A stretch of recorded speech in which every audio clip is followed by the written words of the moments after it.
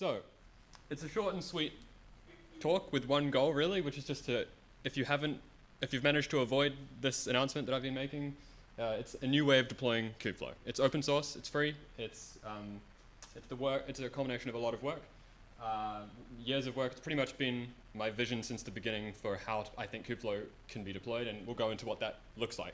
So, maybe if I could actually go, there we go. So, I only have 3 main points, which is what is deployKF, how do I get started with it, and where is deployKF going next? There's kind of these are the key headings kind of stuff. I'm going to executive summary in case you want to blank out after the next few minutes. Key features, and then kind of some more technical stuff. So what is deployKF? Well, the executive summary is this. It's a bit marketing-y, sorry about that, but I think it's good, which is deployKF builds a world-class ML platforms on any Kubernetes cluster, on any cloud environment in minutes. That's the marketing part. And then the next part we probably care about is, the main reason is this line right here, centralized configs. So we centralize configs, in-place upgrades, and support for Kubeflow and other.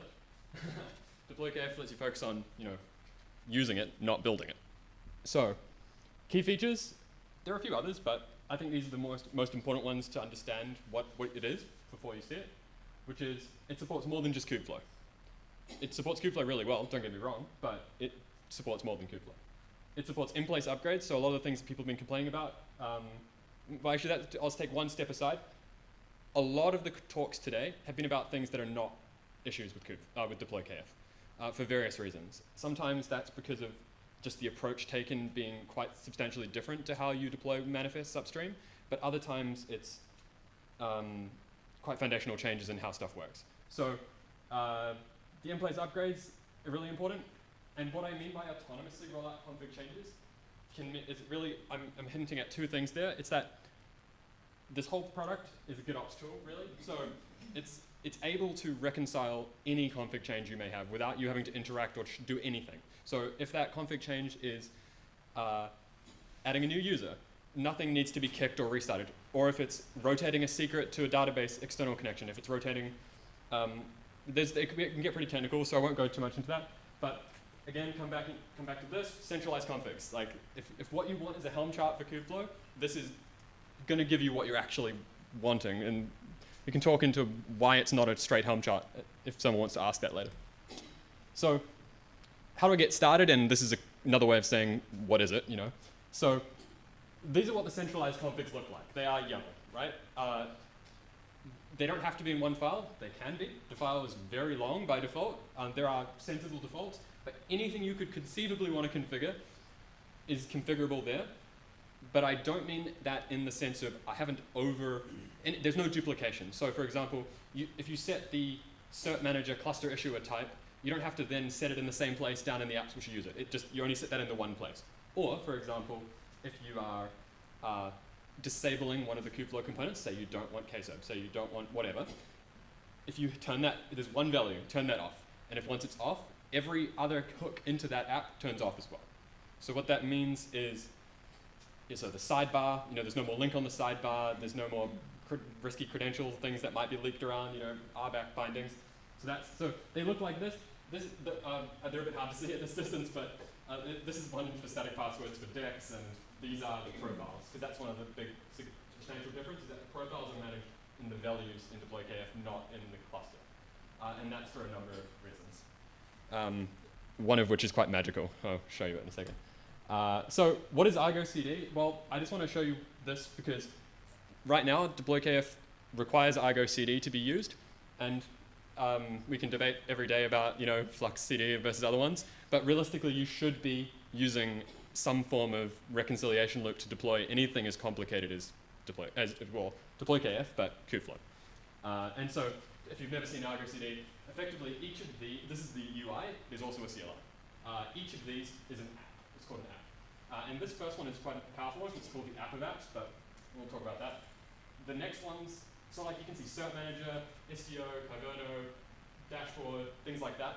So from your perspective as a user, these are like the components, and these will come and go. Sorry, yeah, you're right, actually. Sorry, hopefully everyone else could hear me there. I'm sorry about that.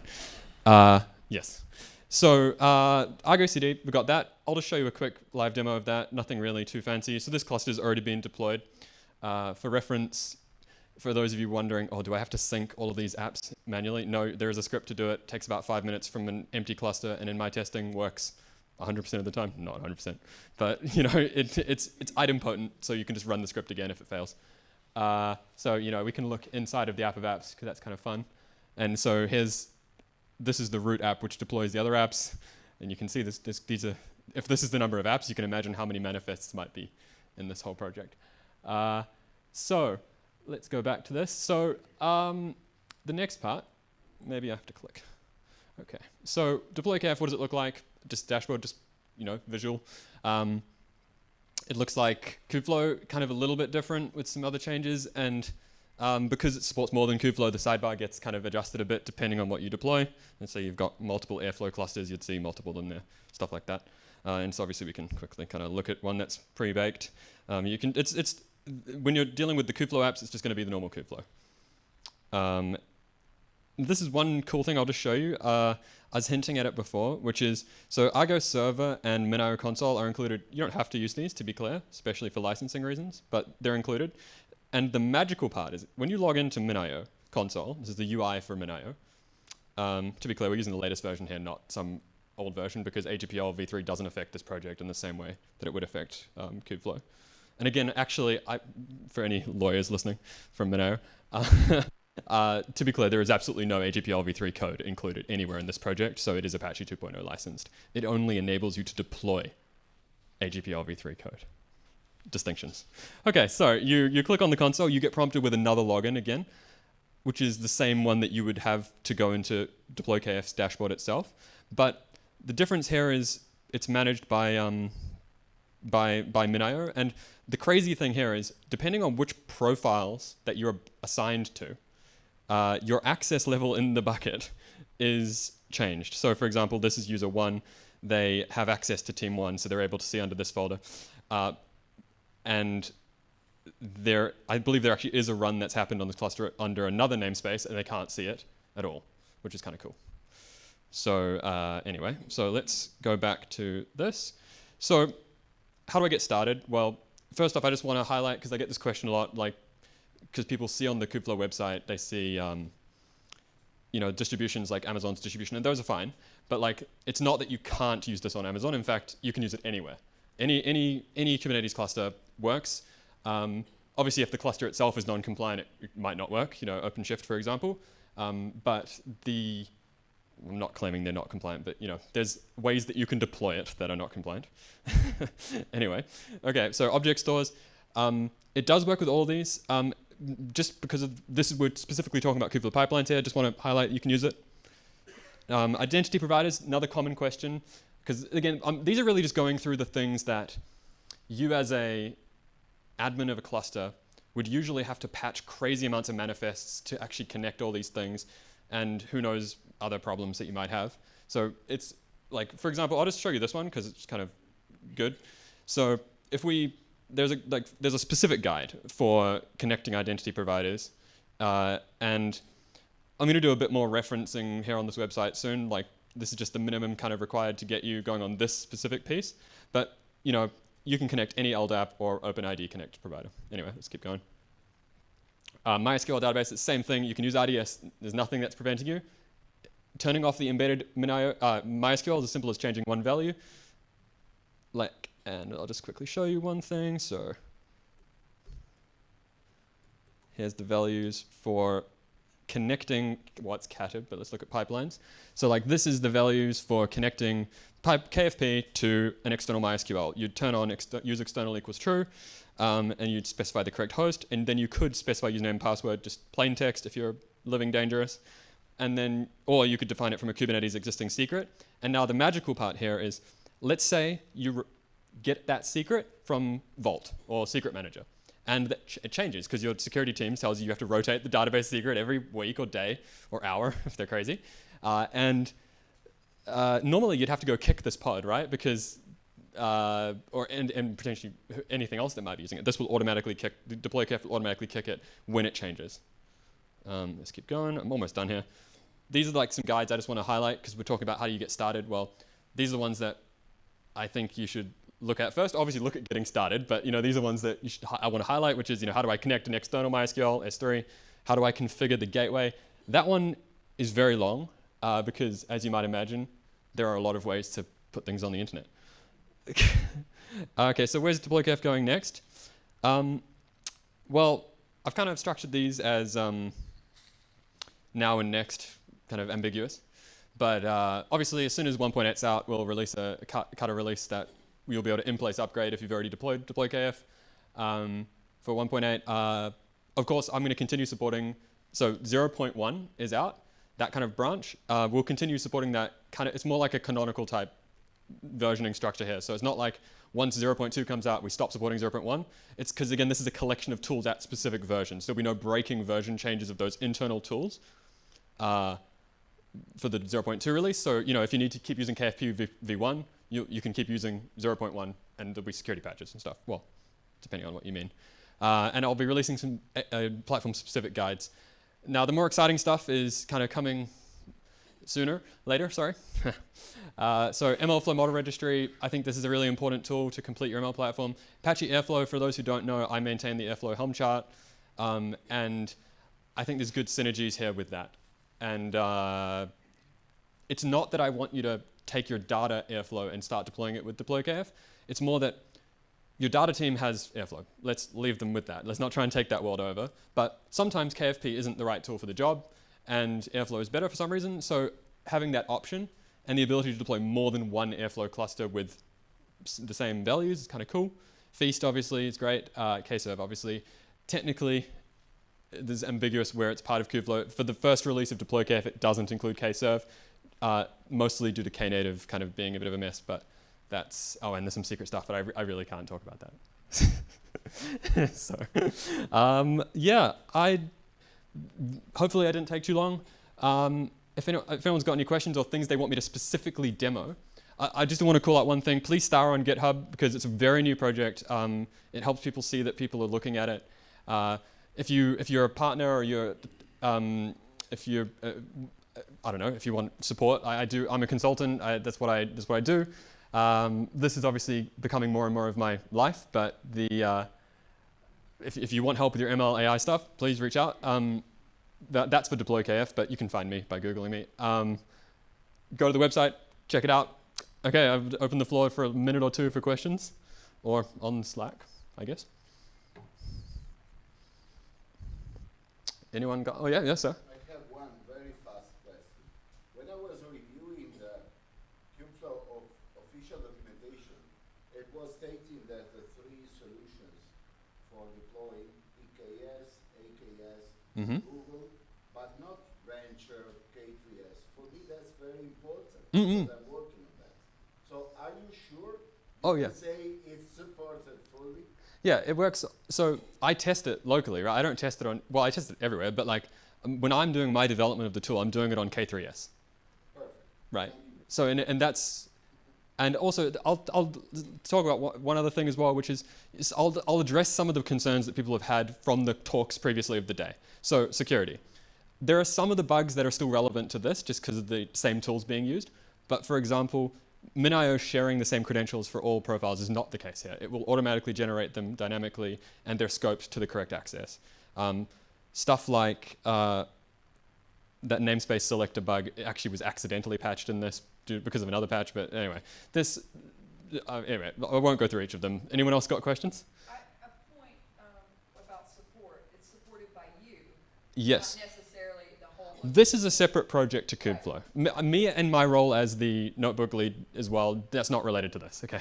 So, just to be clear. So the support part is from Mathew, not the project as a whole. And to be clear, there's no official commercial support at this time for deployKF, but if you want consulting and stuff, that's effectively support for the now. But I'm supporting every issue I see on the repo. Obviously, I'm not running away. I've had some pretty crazy turnarounds, like the automated syncing script, for example, was like someone's like, I need that. I'm like, oh yeah, it's a good idea. Let's do it. Yeah. Any other? Check on the Slack as well. But let's see. If not, oh yeah. We'll start with the guy at the back. Yep. Yeah. Earlier Mm. different? What is the distinction you're making about? So it's not a Helm chart, but it feels like one. That's kind of what the goal is. So when you're actually deploying these values, they're the source of truth, right? So between a version upgrade, you don't need to think about the manifests. You think about the values, and these won't be breaking changed. And if they are, they'll be documented, right? So you define connections, you define the pieces you're using. So like just for those wondering how it actually gets deployed, the app of apps piece, this contains the values in both either from pulling from a GitHub or Git repo, sorry. Let's go on to the manifest. So like it, okay, that's just hard to see. Let's just go to the example one. So Argo CD plugin mode, there is another mode. We won't talk about that one. So like these are the parameters here. You know, you can specify values files that are coming from a Git repo, and it will reconcile that state, or you can specify them in the application itself if you're anti-Git repos or something. Sorry, there was another question from the middle. Hopefully that answered your question. Quick one, is there a way to kind of locally generate all the manifests that we're generating? I feel like you're trying to set me up or something, because that's literally the one that I was just saying next. So yeah, so if you want to render the whole manifests into a repo and use them like the old manifests, you can do that too. You still get the benefit of the applications from Argo CD because they still get generated. The only difference being that rather than using the plugin, you do have to set these values at the top, which tell the internal apps where you've put them.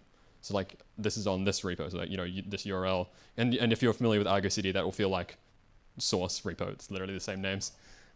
But you don't have to do it this way if you don't want to. Any other questions? I have a question. Cool. Yeah, thank you for the talk. I'm just wondering, so there are like several tools that kind of like overlap in terms of like MLflow, right? Mm-hmm. Kubeflow, Mm-hmm. Airflow, Mm-hmm. supporting Red, if you're talking about this, right? Mm-hmm. There are like a lot of overlaps. So I'm just wondering from the deployKF perspective, how users won't be confused all these tools and how they use them, right? So ML platforms are very specific to your company. The question was like, there's a lot of tools and there's going to be more. How do I as a user not get overwhelmed and choose the right tools for my platform? In an ML platform, you wouldn't, the purpose of this tool is to take all of the complexity of deploying the stuff out of it and configuring it. So the goal is that if you're familiar with Kubernetes enough that you can sync some Argo CD apps, that you can get a world-class ML platform deployed and maintained, you know, in a couple of minutes, right? Connecting it to your environment might take more than that, but you know, like S3 and whatnot takes time to set up and stuff like that. But I don't see it as like a negative so much as a positive, right? Where it's like you can, if you feel like it, you can just go Kubeflow only. If you feel like it and you need some other piece, like an Airflow cluster for something, you can chuck it in there. To answer the question directly of how do I actually prevent overwhelmingness, well, there is user guides and they're going to get more end-to-end like problem specific. But right now what they are is I'll call this out because it's useful for people not using deployKF. Obviously there's the access Kubeflow pipelines API, but this one is kind of cool, which is there's GitOps for Kubeflow pipelines. This could be its own talk, but it's like, how do I actually manage not the platform of Kubeflow pipelines with GitOps, but how do I manage the pipelines that I've deployed? Similar to what I would call, it's not the same, but you know, in Airflow we have this concept called git sync, which is where you define your DAGs in a Git repo and then it reconciles into your Airflow cluster automatically, and then you deploy new DAGs by merging PRs, right? And similarly, there's a way of doing that with this. I'm not going to go into it, read the repo. It's literally probably its own half-an-hour talk. Okay, yeah. Lots of questions, but I haven't checked the Slack, but hopefully nothing I can see. So if nothing else, then I'll hand it back to Amber.